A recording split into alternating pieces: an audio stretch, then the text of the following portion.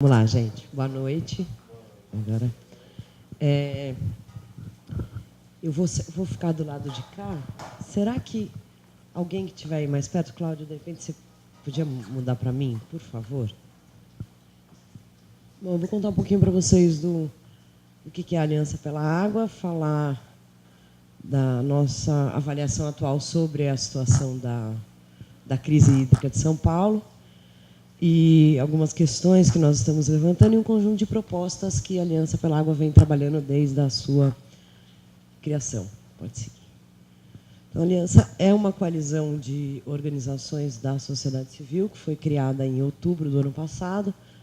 Já são cerca de 60 organizações que estão fazendo parte dessa coalizão. Pode seguir. Né?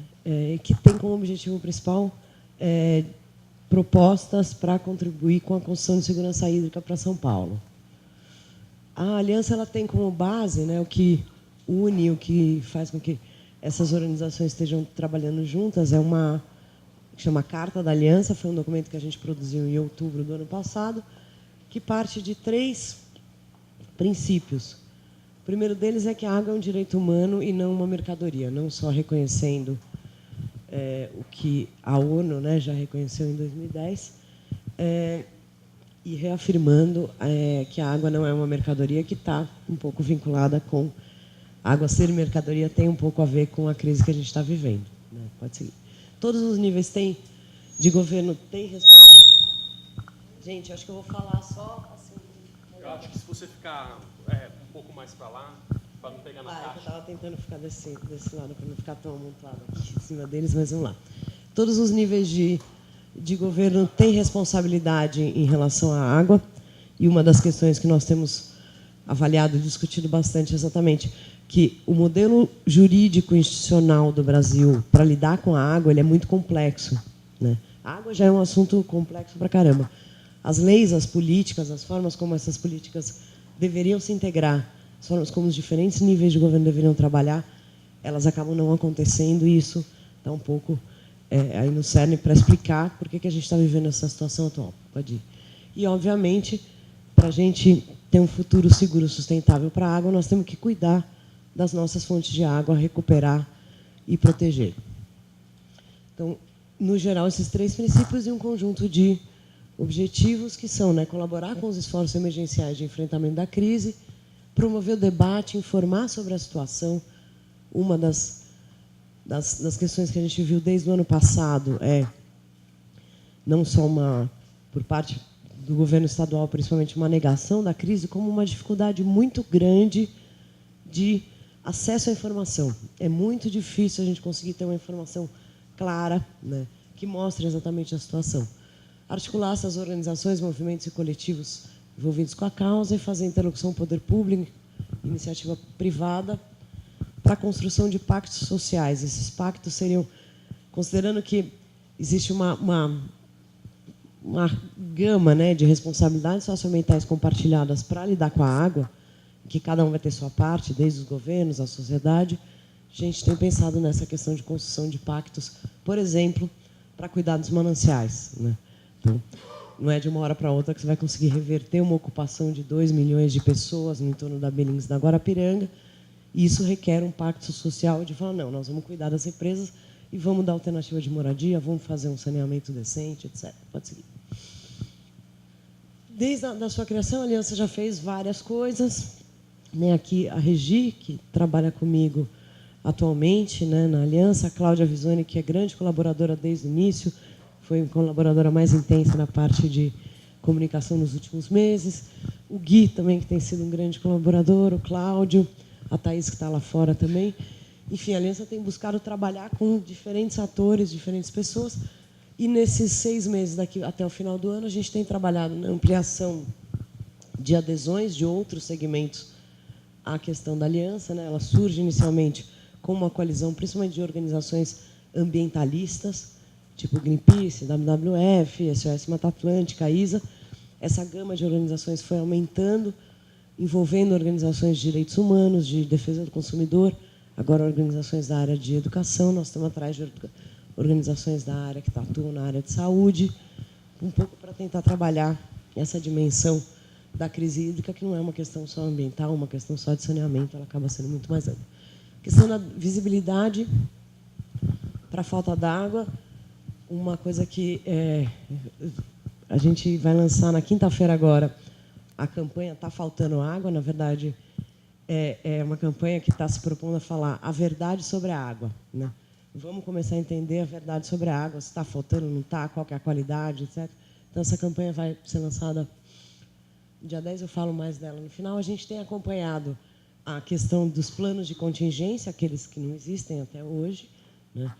O acompanhamento das obras emergenciais estão sendo construídas, questão de violação de direitos humanos.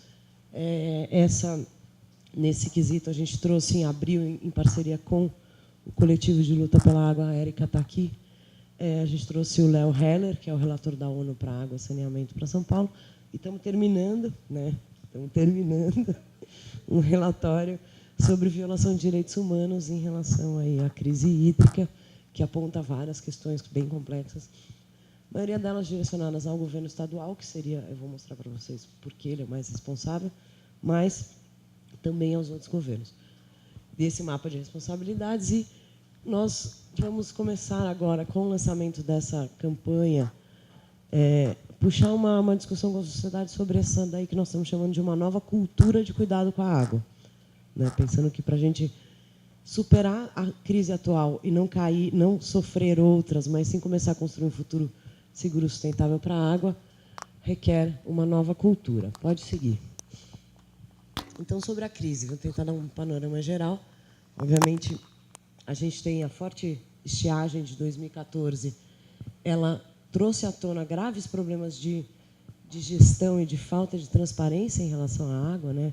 Eu comecei a trabalhar com esse sistema de mananciais já faz um bom tempo, e estava um tempo fora de São Paulo, voltei, e aí comecei a ficar impressionado. As pessoas, de repente, descobriram que tinha o Alto Tietê, que o Cantareira era um sistema, não era só a serra, né? Então, teve um aprendizado em relação a isso, mas tem um problema grave de gestão, que hoje em dia praticamente já é possível, né, por várias constatações, a gente começar a olhar para isso como uma gestão temerária da água, de alto risco, de risco à saúde, de risco econômico, de risco de instabilidade social. Pode seguir. E a crise também ela nos ensina sobre a nossa vulnerabilidade, sobre a nossa falta de preparo frente às mudanças do clima, né? Os eventos climáticos extremos, eles tendem a ficar mais intensos, mais frequentes. Já existem estudos, esse estudo do INPE, CEMADEM, coordenado pelo Marengo, se eu não me engano, 2012. Ele estuda o que acontece na região metropolitana, então ele já fala, a gente tem um aumento na frequência de chuvas, enchentes, deslizamentos hoje, né? E a seca também, né, aumentando esses períodos de seca, e a constatação de que nós ainda não estamos preparados para enfrentar esse tipo de questão. Pode ser. E a gente tem trabalhado desde o início da aliança esse diagnóstico sobre, mas afinal, a crise da água em São Paulo foi porque ficou seco em 2013, né? Começou a secar em 2013 e tal. Foi a seca mesmo ou foi uma combinação de fatores? E hoje, com segurança, é possível dizer, né, que foi uma combinação de fatores, continua sendo, porque a estiagem, de certa forma, ela diminuiu, mas a crise não passou, a gente ainda vai sofrer as consequências dessa crise por um bom tempo. É uma combinação entre uma gestão da água, não só dos recursos hídricos, né, e do saneamento, que é reforçar esse modelo, que é um pouco do modelo que nos traz nessa cidade, nessa região metropolitana caótica, que hoje está lá o Tietê todo transbordado, a cidade um caos, etc., que é um modelo que busca a água cada vez mais longe e não cuida da água que ficou para trás, né? Então, essa ruptura, né, com as águas da cidade, o Pinheiros, Tietê, Tamanduateí, todos esses rios que estão aqui dentro, na péssima qualidade que eles têm, o mesmo a Billings, agora a Piranga, que seria o segundo ponto, a degradação das fontes de água, né? Isso até não é uma questão que se aplica exclusivamente a São Paulo, né? Se a gente for olhar os dados da Agência Nacional de Águas, hoje quase metade dos rios que passam em áreas urbanas no Brasil tem qualidade ruim ou péssima, né? Essa questão que é o saneamento, que seria esse, né, que desde a sua invenção foi um salto civilizatório, para a gente ele ainda é um desafio de um salto civilizatório. O Brasil não está conseguindo avançar nessa questão que é esse serviço que é fundamental para a saúde, é fundamental para cidades mais saudáveis, para cidades mais resilientes em relação às mudanças do clima, que é o saneamento, né? O serviço que menos avança, né? E aí a gente tem muitas questões para discutir aqui. Obviamente, a gente tem um evento climático extremo no ano passado, que foi aquela estiagem que começou em outubro de 2013 e se prolongou. Esse ano está chovendo menos, mas se for olhar no padrão ali das chuvas no sistema Cantareira, fazem 5 anos, pelo menos, que chove menos. Então, não é só que choveu menos esse ano, tem chovido menos.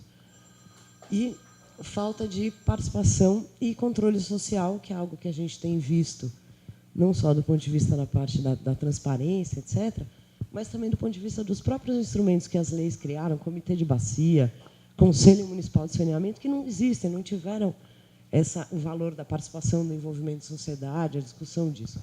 Em relação à degradação das fontes de água, eu acho que, além da Billings e Guarapiranga, que a gente conhece bastante, esse daqui é um mapa do sistema Cantareira, né, aqui em cima, Jaguari e Jacareí, onde é a represa que produz algo aí em torno de 60% a 70% da água do sistema Cantareira.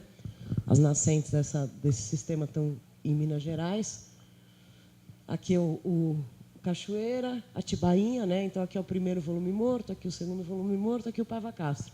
E acho que aí o que chama atenção nesse mapa é que esse sistema tão importante, tão fundamental para São Paulo, para Minas, para Piracicaba, etc., não tem nada de vegetação em torno dessas represas, né? Ao longo, tudo bem, já é uma região, né, que historicamente já foi desmatada, mas já fazem 40 anos que esse sistema é o principal sistema da região metropolitana de São Paulo, não teve nenhum movimento no sentido de melhorar as condições ambientais desse sistema, ter maior capacidade de recarga de água, né, ter uma melhor capacidade, por exemplo, de ser mais resiliente em relação a uma estiagem como essa que passou, né. Toda essa região de solo exposto, etc., acaba ajudando a descer o lençol, a piorar toda a situação que já é ruim na região. Pode seguir. E aí é que é uma análise em relação aos dados que a Sabesp vem divulgando, que mostra um pouco a situação dramática em que a gente se encontra, né? Então, em cinza aqui, a gente tem o volume operacional de todos os sistemas juntos. Então, a gente estava aqui em agosto, né, de 2012, em torno de 60, né? Então, a gente vê que isso daqui só vai diminuindo ano a ano, né? Aqui, em azul, o ano passado. Aqui tem uma subida em maio, que é quando é adicionada a primeira cota do volume morto, né? Então, comparado com esse ano, parece que tinha só um pouco menos, mas, na verdade, tinha muito menos, porque aqui já tinha segunda cota, né? E aqui a nossa situação, se a gente for olhar, ela é muito pior do que era um ano atrás, porque o que tem de água hoje, menos a segunda cota do volume morto, que só foi autorizada em novembro, é tipo 1/3 da água que tinha ano passado, que tem no Cantareira. Então, não necessariamente, né, foi só a seca, a gente tem um declínio aí da situação das represas ao longo desses anos, mas a gente tem uma situação que é realmente muito preocupante. Aqui está em julho, ainda não subimos o dado de agosto, deve estar mais ou menos por aqui, né? E então a situação ela não é nada tranquila do ponto de vista superamos a crise, está tudo bem, né? Aqui a gente tem que lembrar que só o que tem de volume morto do Cantareira é mais água do que tem em todas as outras represas. E a gente não conseguiu encher nem esse volume morto, né? A gente está operando no negativo há um ano, sem ter dimensionado qual que é o impacto ambiental, né? O Gui deve até saber melhor que eu. Você deixar esse solo exposto desse fundo dessas represas mais de um ano sem água, né? Não é um solo que está lá acostumado, ele é o fundo da represa, que lá está tudo craquelado e tal. Qual que é o impacto disso para essas empresas encherem de novo, né? Pode seguir. E aí tem uma questão que é o outro lado, né? Além das represas estarem naquele outro lado, nessa situação a gente tem o lado de cá, que é, apesar da narrativa que tem sido colocada de que não, estamos conseguindo superar, está todo mundo aderindo ao bônus, está lindo o negócio, todo mundo engajado, está faltando água para caramba em vários lugares da região metropolitana, em vários municípios do estado. E aí tem aquelas questões bastante injustas, né? Para a gente garantir a região metropolitana abastecida, e principalmente a cidade de São Paulo abastecida, que é em torno de 70% do faturamento da Sabesp, a gente está colocando diversos, centenas, dezenas de municípios do estado de São Paulo em situação de restrição de retirada de água, seja para usos agricultura, indústria, etc., seja para próprio abastecimento. Semana passada saíram várias matérias de vários municípios, Valinhos, etc., todos esses que, de certa forma, dependem um pouco das mesmas águas ali, mas que, para a Sabesp poder continuar tirando água, esses municípios estão com restrição. Então, isso daqui também traz uma das questões que são importantes, né, da gente olhar para o desafio da água no século XXI, que são os conflitos, né? Como você prioriza. E o que está sendo priorizado aqui? É a Sabesp manter o abastecimento da sua maior clientela ou a gente construir segurança hídrica e acesso justo à água no estado todo, né? Então, pode seguir. E aí, tudo isso nos tem levado a crer e afirmar que a crise não é uma crise da água, ela é uma crise de gestão. Isso não é uma novidade, né? A própria ONU, seus primeiros documentos da década passada sobre água, tem reforçado, ao longo de todo, agora é bianual o documento, que a crise da água é uma crise de governança, né? Então, a gente tem aqui essa situação, e, no nosso caso, uma das constatações é que, por não haver clareza em relação às responsabilidades, por exemplo, a gente ouviu algum município da região metropolitana falando alguma coisa sobre crise, né? Ah, não, isso daí é um problema do governo do estado, é um problema da Sabesp. Mas será que é isso mesmo, né? Então, tem essa falta de, até muitas vezes, a gente ter conhecimento sobre qual que é o papel de cada um, ajuda a que a gente tenha a gestão atual da crise, né? Que é o governo do estado centralizou, o governo federal, de certa forma, falou, não, eu vou dar outorga do sistema Cantareira. Agora, o Ministério das Cidades, que cuida da política de saneamento, não fez uma declaração sobre crise. Integração nacional, defesa civil, etc. Tem várias políticas que deveriam estar integradas e que a gente não ouve nada. E os municípios, que são os poderes concedentes, né, os titulares do saneamento, também a gente praticamente não ouve nada sobre isso. E aí, como é que eu estou de tempo? Tem mais uns 75 slides. Tá bom, né?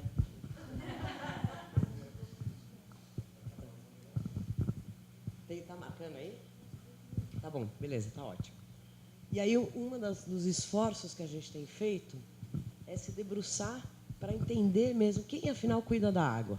Como é que funciona isso daí, né? Então, a gente tem aqui duas principais políticas, né, relacionadas. Aqui teriam outras: saúde, defesa civil, uso e ocupação do solo, mas aqui são aquelas duas que têm os principais instrumentos em relação à questão. Tem a Política Nacional de Recursos Hídricos, que é uma lei aprovada em 1997, a lei estadual de São Paulo é de 91, que fala que a bacia hidrográfica é a unidade de gestão e planejamento dos recursos hídricos e que existem os usuários, né, de água, agricultura, saneamento, a indústria, e que, para poder fazer essa gestão, você vai criar uma série de instrumentos para cuidar daquela bacia. A lei de saneamento é mais recente. Ela é de 2007 e regulamentada em 2010. Ela fala o seguinte: o saneamento ele vai envolver água, resíduos sólidos, esgoto, drenagem urbana, e ele, de acordo com o que diz a Constituição Federal, a Constituição fala assim, né, na hora que ela fala qual que é o papel de cada um dos entes da federação, ela fala que cabe aos municípios as atividades de interesse local. Então, está implícito o saneamento como uma responsabilidade municipal. Só que a nossa história de saneamento é década de 70, Planasa, as companhias regionais, muita grana, né? Grana do BNH para fazer rede de água, etc. A gente foi criando uma estrutura de saneamento que são grandes companhias de saneamento. Hoje o Brasil tem, se eu não me engano, são mais de 1.500 prestadores de serviço de saneamento, 28